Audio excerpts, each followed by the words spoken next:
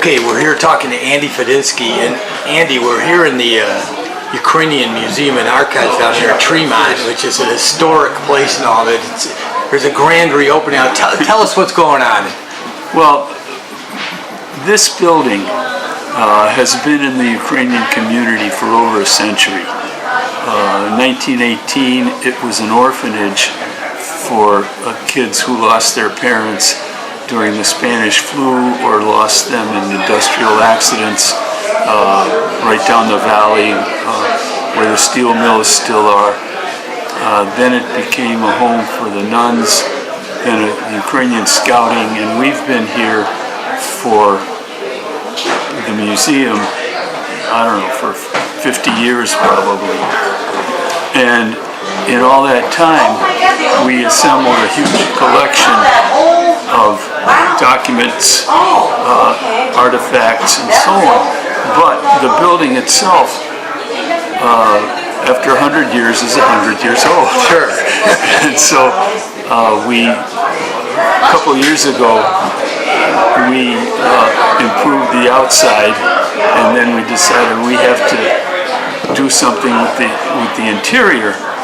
And so we were closed down for about 3 months, and totally redid it, trying to maintain the historic features, the woodwork, and even when we put up drywall, we made sure that the curved surfaces remain curved, which is, that takes a lot of craftsmanship. And so tonight we're unveiling this to our community being Greater Cleveland and whoever else is interested. It's an amazing transformation. I mean, it's just beautiful and stunning, and the artifacts. So what kind of things are in the museum? Oh boy! I mean, there's everything. There's everything related to you. Our mission statement is preserving and sharing Ukrainian culture and the immigrant experience. So Ukrainian culture involves crafts, embroidery, but also Ukrainian culture involves the literature, periodicals. We have periodicals. We have about more than 40,000 books. Wow! I see this wall behind you. Just so many documents. Well, these are all from the post-World War II refugee camps in Austria and Germany. But we also have about 4,000 discrete titles of periodicals, some going back to the 1900, from wherever Ukrainians settled, whether obviously in Ukraine itself or in the immigrant community, Cleveland, Buenos Aires, Australia, and we've become a resource for scholars in our own country, in Ukraine, and the immigrant experience. We always say this is not just a Ukrainian museum, it's an American museum. Right. And Ukrainians kind of reflect how America was built with immigration. So we're kind of a microcosm of what built America and what constitutes Cleveland's diversity and Cleveland's greatness. And all you need to do is go to the cultural gardens and see all that's there. And I know that you've documented that over and over again. You mentioned Austria, which we can go off on a tangent here because you have a great story about that. And how, tell us how a Ukrainian guy became fighting Irish. Yeah, I am an Irishman. My parents were political refugees after World War II, and they ended up in DP camps, displaced persons camps, in Innsbruck, Austria. These were camps that were run by the United Nations to address the problem that Europe confronted after World War II concluded, there were millions of refugees from all over. And these were not just refugees from the Holocaust, Jews, but people from different nationalities. And so I was born in Innsbruck, Austria in 1947, about 2 years after the conclusion of the war. And then my family immigrated to America 8 months later. And eventually we settled in Cleveland. I went to Cleveland Public Schools, and when it came time to pick a college, I had college catalogs from half a dozen Ohio universities and one catalog from the University of Notre Dame. And I saw that Notre Dame had a sophomore studies program at the University of Innsbruck. And I said, I was born in Innsbruck. If they accept me, that's where I'm going to go. Thank God I was accepted, and I spent a year in Innsbruck. Wow. Kind of tapping into my roots, and ironically, not ironically, but just discovering really how American I was, American I am. And again, this is an American museum that highlights one of Cleveland's cultural gems, one of many, many. You know, as I walk through, and there's so many things to see, and again, obviously Ukrainian community, Eastern European and all, but it's so much more interesting than that. And there's things that people may have heard of. I mean, around Easter time, everyone hears about Fedynsky, Sure. for example, and that's so Ukrainian.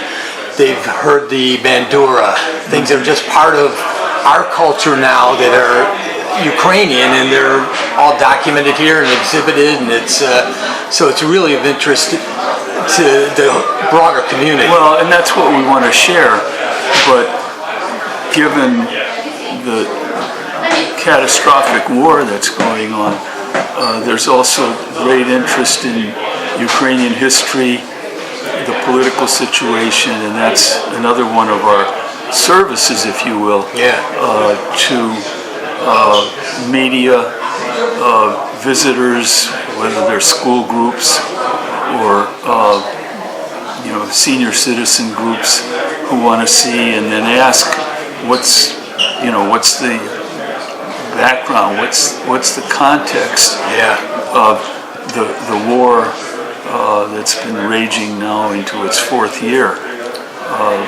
And that's another thing that we illustrate here is the history of Ukraine's aspirations for independence and its long-standing dedication to history, to democracy and liberty, if you will, and preserving its culture in Ukraine, which was and remains under assault.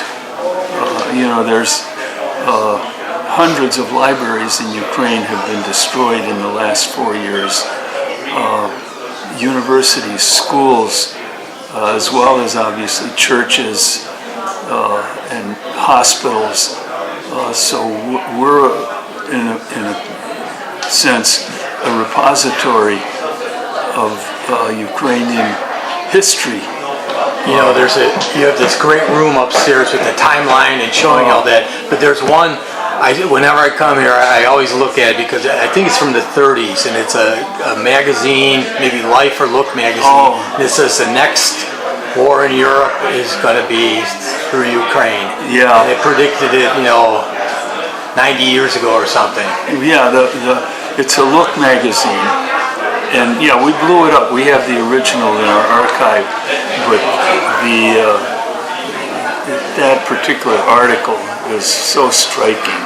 It was published in 1939, and the war started in September of 1939, and then in 41, Nazi Germany squared off against the Soviet Union, and that's obvious way what led to my being in America, as well as tens, if not hundreds of thousands of others, well, probably hundreds of thousands of the descendants of the original refugees.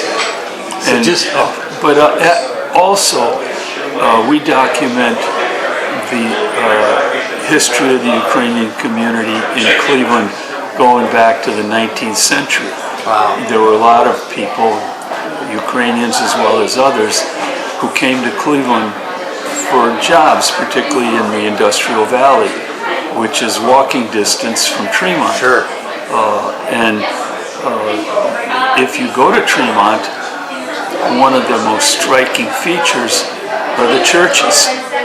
You know, there's a dozen churches here, and they reflect different Unlike no communities. There's Irish, Greek, Slovak, Polish, Ukrainian, Russian, St. Theodosius, and that's another one of Cleveland's cultural strengths.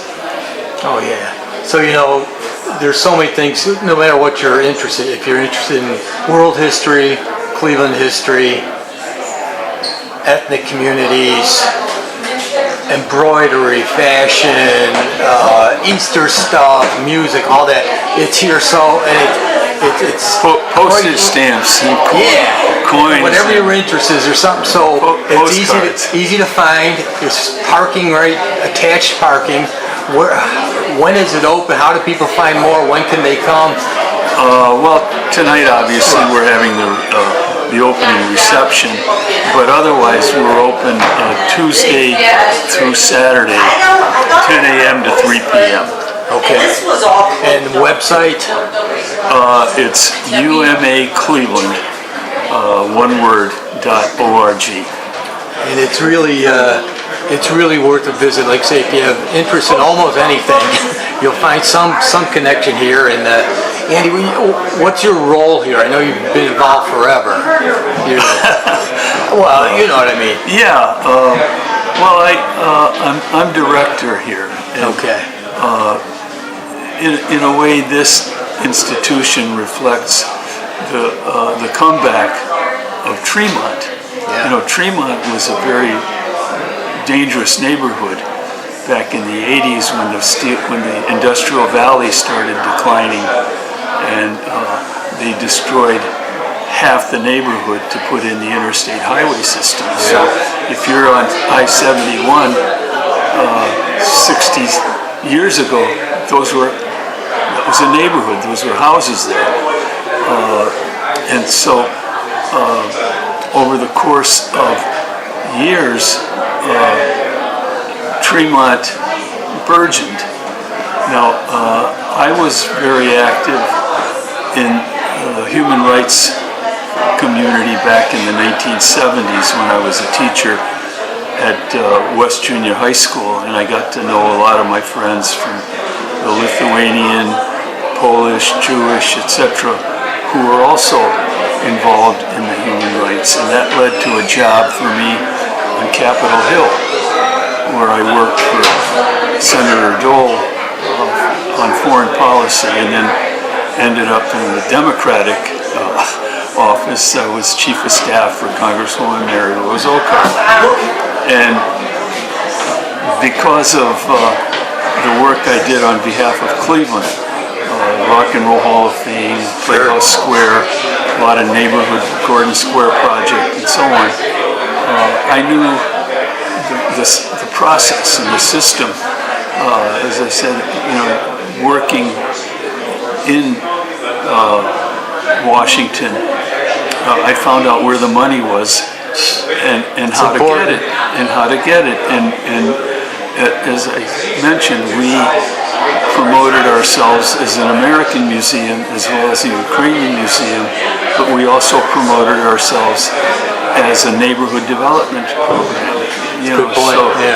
So we're one of the anchors on the north side of Lincoln Park, which is also a gem. Oh yeah. For Cleveland. Now that kind of reminds me, we're America 250's coming up, and this is certainly a huge part of that story. So we have to So everyone wants to see Andy.